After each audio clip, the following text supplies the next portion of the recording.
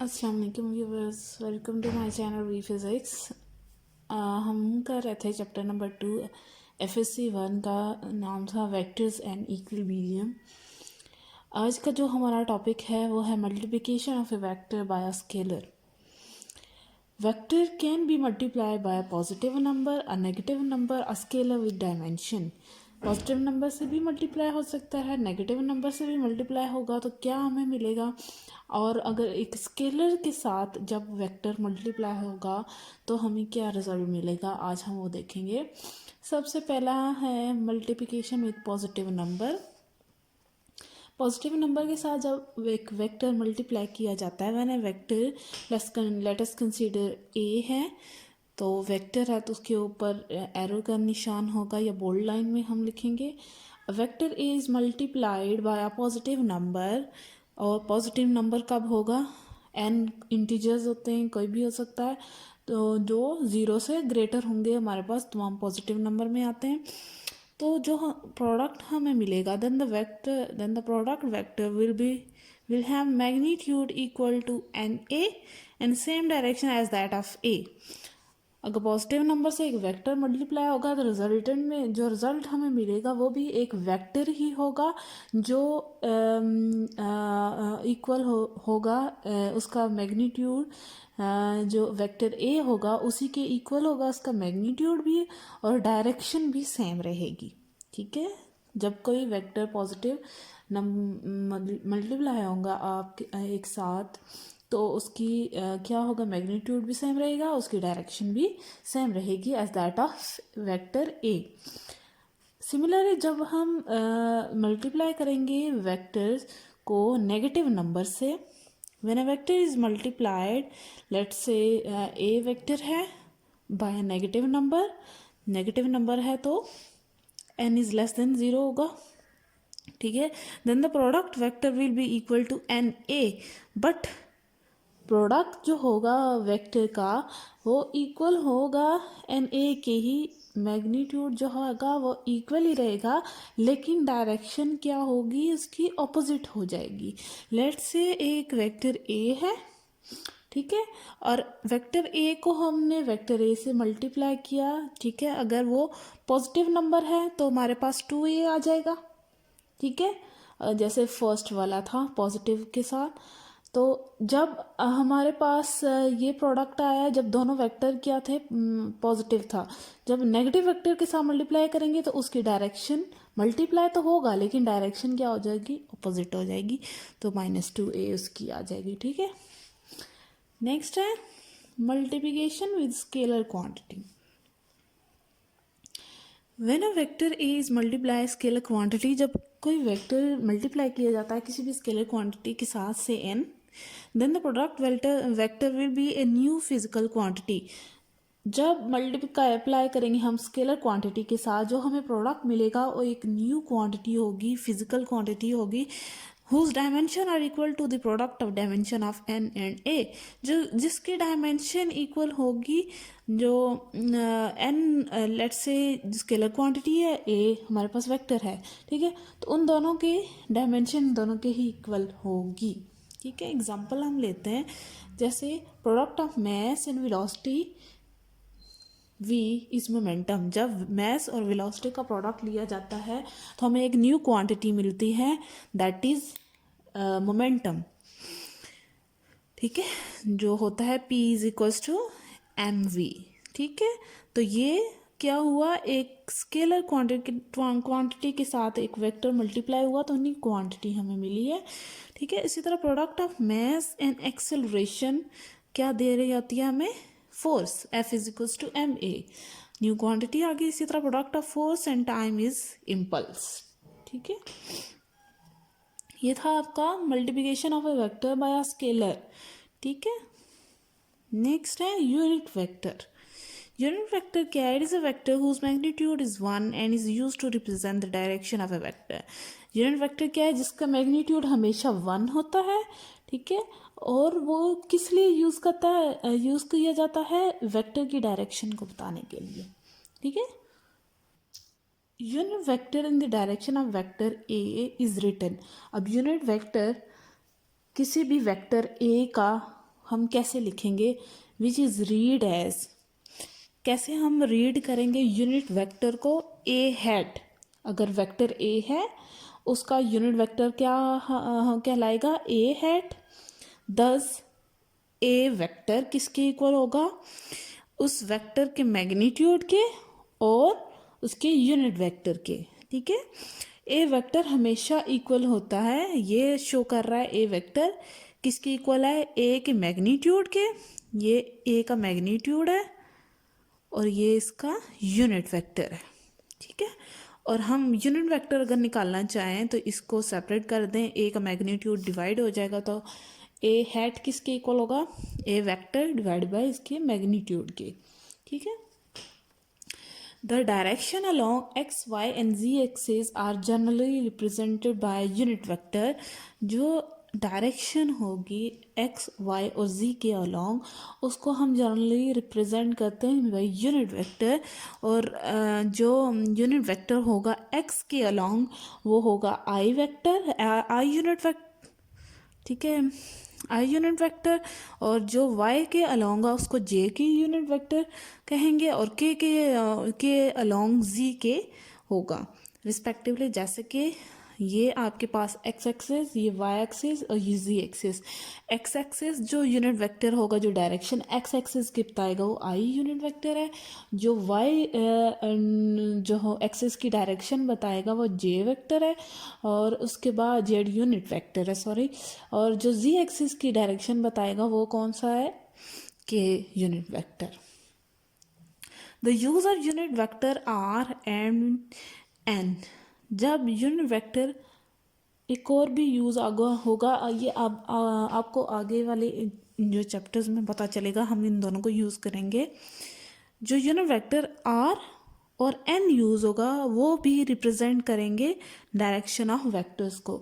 हमेशा आप याद रखिएगा, जब भी कोई चीज़ हमें इस फॉर्म में मिले, ये उसके ऊपर हैट लगी हुई हो, तो ये रिप्रेजेंट कर रही होती है कि डायरेक्शन क्या है उस वेक्टर की, ठीक है।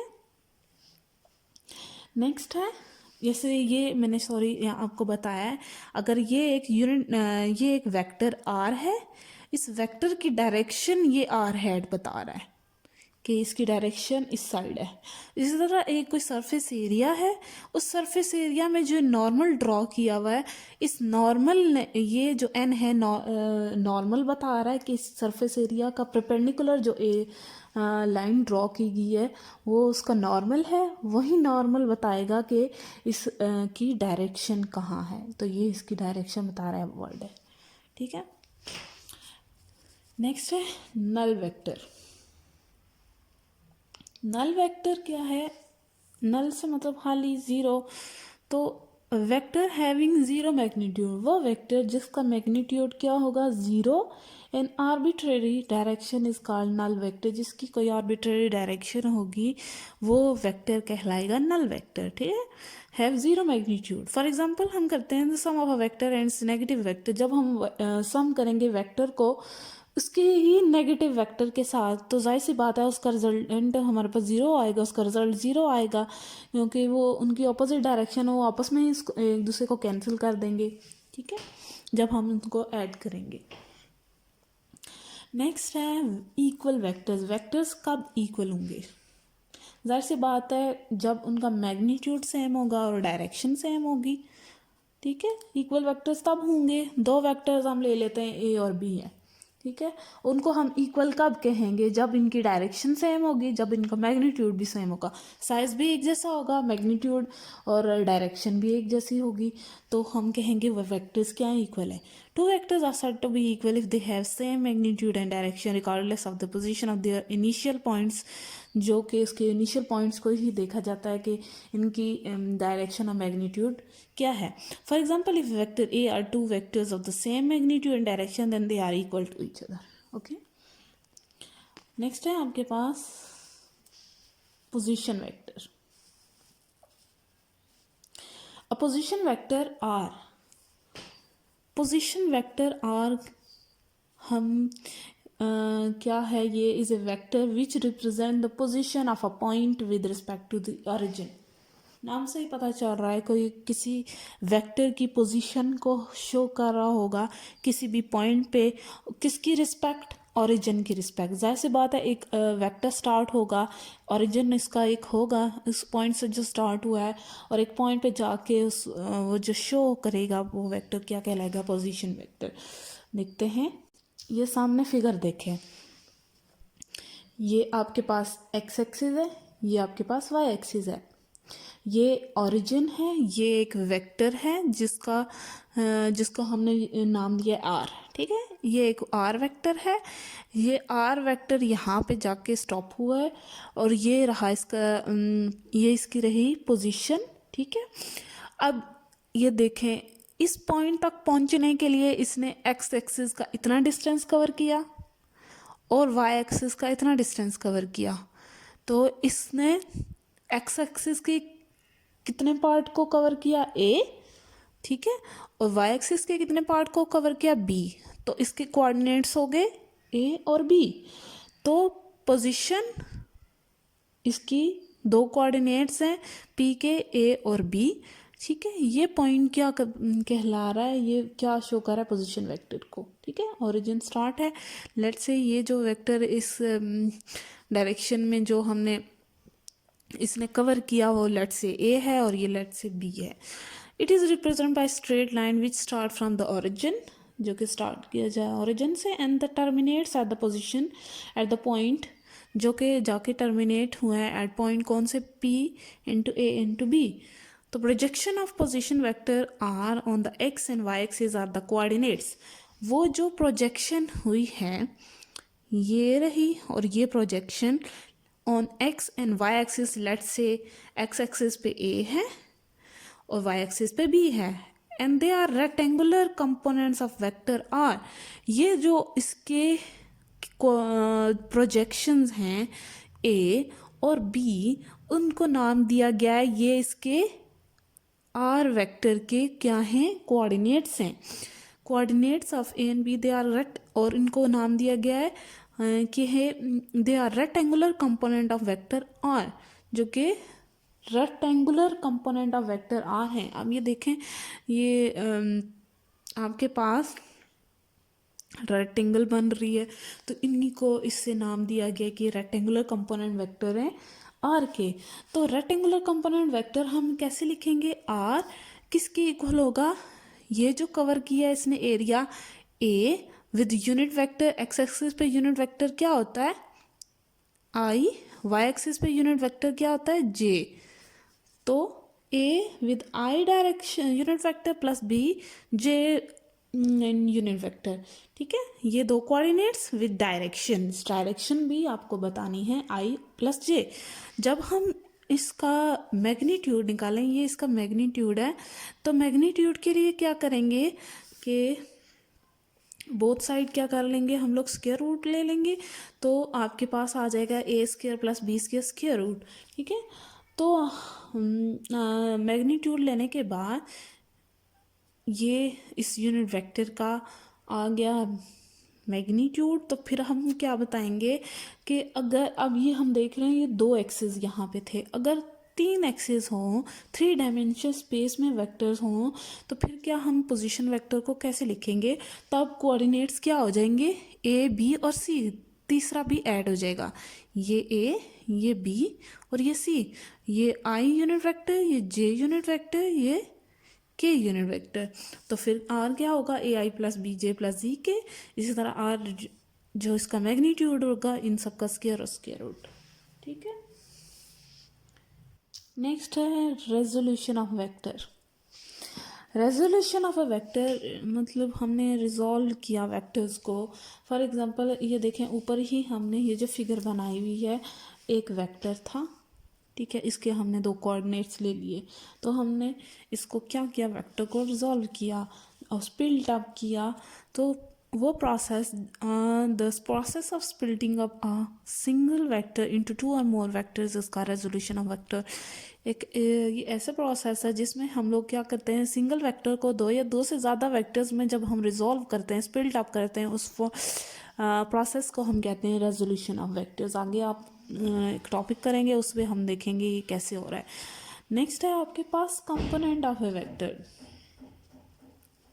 The component of a vector क्या है? The effective value of a vector in a given direction is called component of a vector.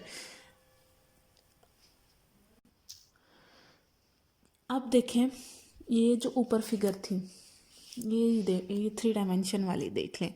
मैंने आपको क्या बताया था कि ये एक वेक्टर है, इस पॉइंट पे ये जो इसके कोऑर्डिनेट्स आए ए बी सी आए, तो ये जो थे ए vector, B vector, C vector, ये इस वेक्टर के क्या थे? कंपोनेंट्स। इन्हीं को कंपोनेंट्स कहा जाता है, ए बी सी।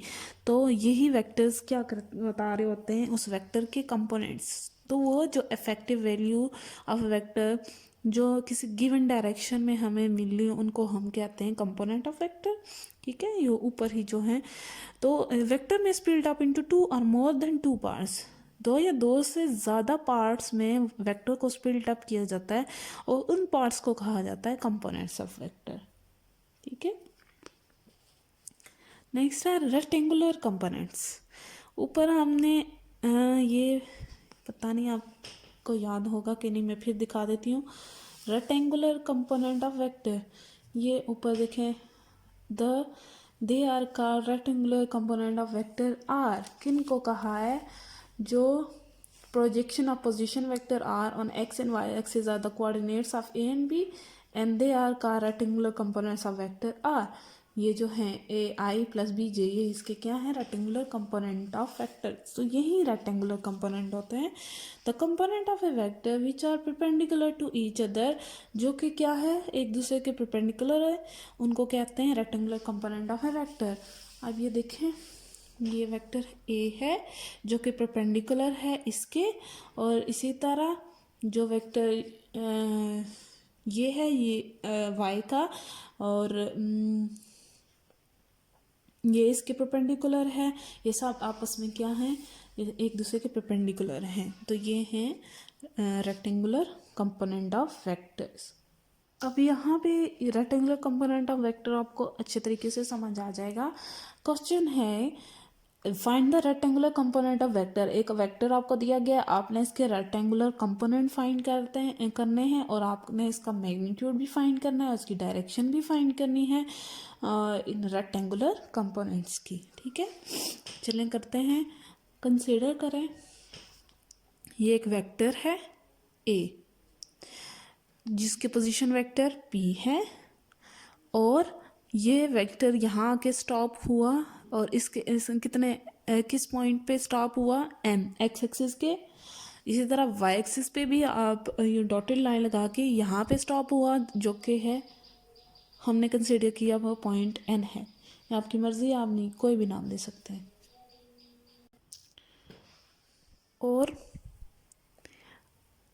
और इस वेक्टर के अलोंग कितना इसने यूनिट वेक्टर इसका आई है, और यूनिट वेक्टर वाई एक्सिस पे जे है, और इसका जैसे हमने ए और बी नाम दिया था अलोंग आर यूनिट वेक्टर के, इसी तरह हम यहाँ पे नाम देंगे। एक्स एक्सिस ए वेक्टर क्या है? इसका कंपोनेंट ए एक्स है, और वाई एक्सिस पे ए वेक्टर का ए वाई है।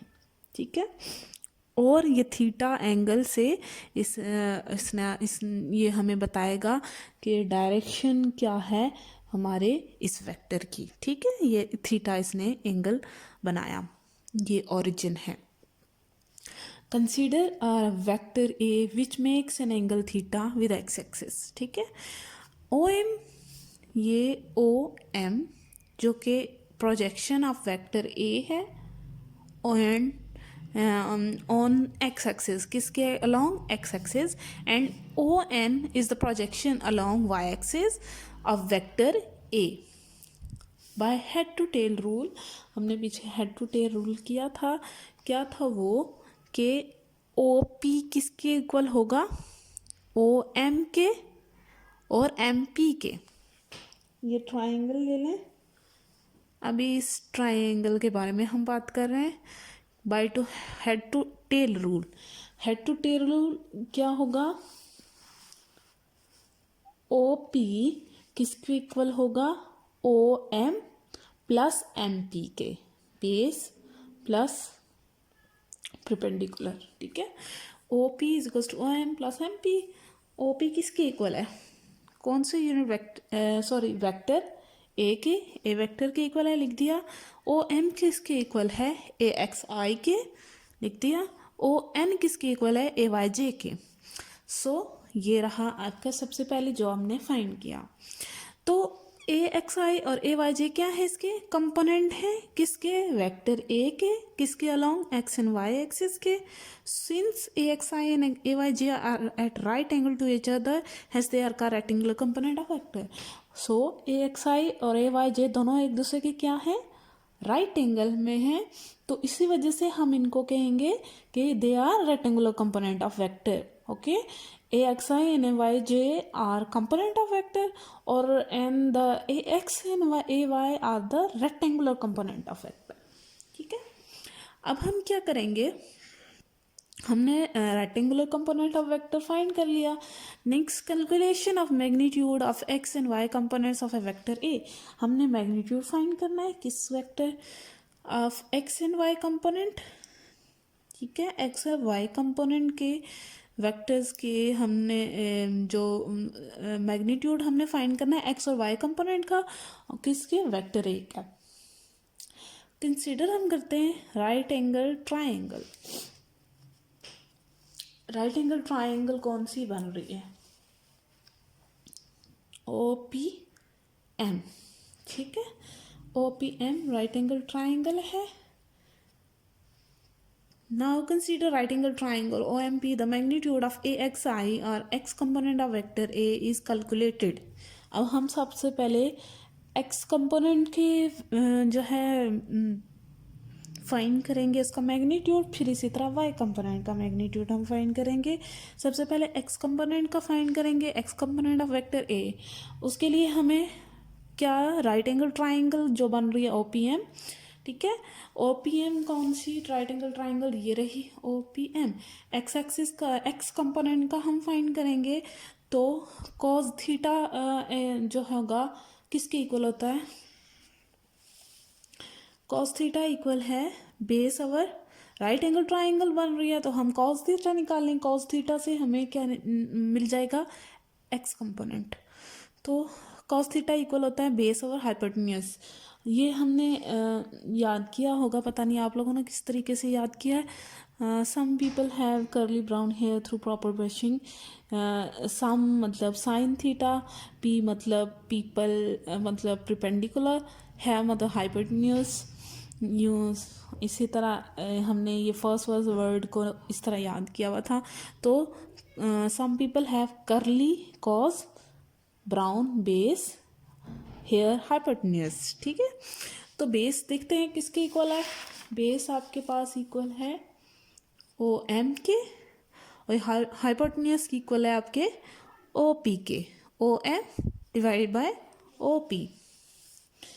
तो O M divided by O P. अब ओ एम किसके इक्वल आ रहा है, ए एक्स आई के, ए एक्स के, यूनिट वेक्टर यहाँ पे नहीं लिखेंगे, ए एक्स के, ये लिख दिया ये है, ये रहा ए एक्स। और ओ पी किसके इक्वल है, ए के, तो उसकी जगह हमने लिख दिया A cos of theta A x divide by A. यहाँ से ए एक्स निकाल लें, ए इधर आ जाएगा, A x is equal to A cos of theta. ये रहा आपका एक्स कंपोनेंट का magnitude, this is the magnitude of x component of vector A. Similar हम वाई कंपोनेंट के लिए निकालेंगे, वही ट्राइंगल रहेंगे, राइट एंगल ट्राइंगल। अब हम साइन थीटा निकालेंगे, some people have perpendicular our hypotenuse. तो परपेंडिकुलर आपके पास क्या है, एम पी, एम पी, और हाइपोटेन्यूज क्या है, ओ पी। एम पी किसके इक्वल है, ये रहा एम पी। एम पी के सामने देखें पैरेलल लाइन में क्या है, ओ एन है जो कि इक्वल है ए वाई के। तो दोनों इक्वल हैं तो हम इसको ए वाई के इक्वल भी लिख सकते हैं। ओ पी क्या है, ओ पी हमारे पास ए वेक्टर है, ठीक है। तो इसी तरह सिमिलर हम स्टेप के साथ ए वाई हम निकालेंगे, ए साइन ऑफ थीटा आ जाएगा। ये आपके पास magnitude of vector on of y component ये आ जाएगा, ठीक है। अब हमने जो सबसे पहली इक्वेशन आई थी, अब हम इस पहली इक्वेशन में क्या पुट कर देंगे, ए एक्स और ए वाई, एक्स कंपोनेंट और वाई कंपोनेंट की वैल्यू पुट कर देंगे इन इक्वेशन 1। ये रही इक्वेशन 1 जो कि है ए एक्स आई प्लस ए वाई जे। तो ए एक्स आई आया है ए कॉज ऑफ थीटा, साथ में उसका यूनिट वेक्टर, प्लस ए वाई की जगह ए साइन ऑफ थीटा, साथ में उसका यूनिट वेक्टर। दोनों में कॉमन ए आ रहा है, ए कॉमन ले लिया, ये अंदर आपके पास उसी तरह आ जाएगा। ठीक है। अब हम फाइंड करेंगे magnitude of vector A from its rectangular component. अब हम निकालेंगे मैग्नीट्यूड। अब निकाल लिया हमने एक्स और वाई कंपोनेंट। अब हम की मैग्नीट्यूड को, ठीक है, तो अब हम क्या करेंगे, रेक्टेंगुलर कंपोनेंट से इसका मैग्नीट्यूड निकालते हैं।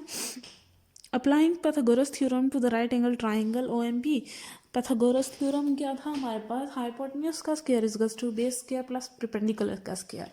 ठीक है। According to this Pythagoras theorem we will find the magnitude of vector A from its rectangular component.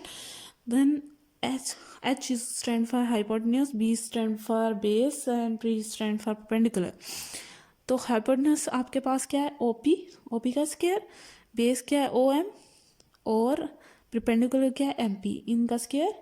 अब OP किसके इक्वल है, A का स्क्वायर, OM किसके इक्वल है, AX के, MP किसके इक्वल है, AY के। पुट कर दिया तो ये आपके पास वैल्यू आ गई। अब हमने स्क्वायर रूट ले लिया तो हमारे पास ए एक्स स्क्वायर प्लस ए वाई स्क्वायर स्क्वायर रूट, इसका क्या आ गया, मैग्नीट्यूड आ गया ऑफ अ वेक्टर ए। अब हम फाइंड करेंगे डायरेक्शन किसकी, वेक्टर ए की। आपको बताया था मैंने ये एंगल थीटा क्या बताता है हमें, डायरेक्शन उस वेक्टर की।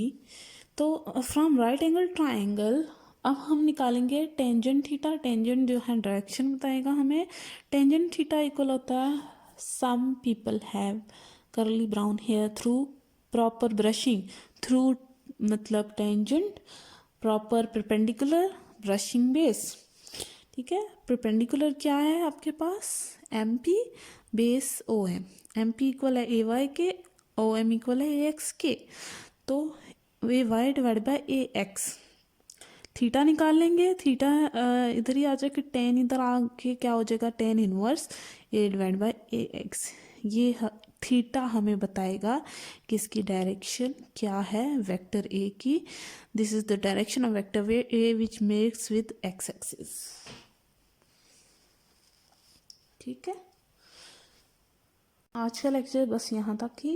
उम्मीद है कि आपको समझ आ गई होगी, और अगर कोई आपको प्रॉब्लम हुई, आपको समझ ना आया तो आप कमेंट कर, मैं इंशाल्लाह आपको समझाने की कोशिश करूँगी। Thank you.